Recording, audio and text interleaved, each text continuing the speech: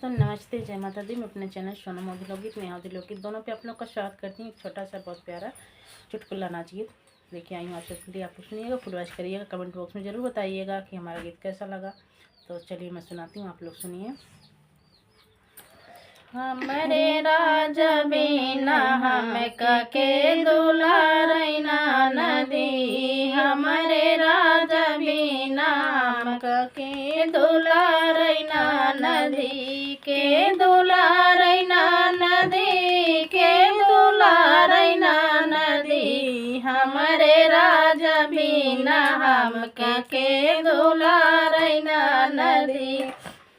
4 महीना नदी गर्मी के दिनवा, 4 महीना नदी गर्मी के दिनवा, हमरे राजा बिना बेनिया के डोलावैना नदी, हमरे राजा बिना बेनिया के डोलावैना नदी, हमरे राजा बिना हमके दुलारैना नदी, हमरे राजा बिना हमका के दुलारैना नदी।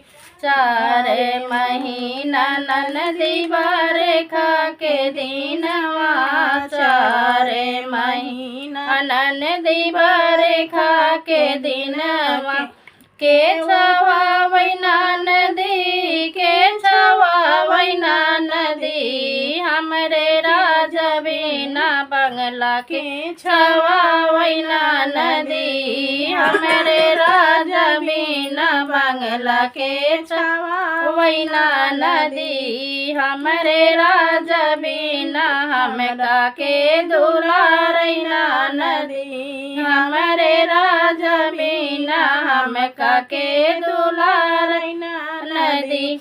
के दुलारैना नदी, के दुलारैना नदी, हमरे राजा बिना हमका के दुलारैना नदी, हमरे राजा बिना हमका के दुलारैना नदी।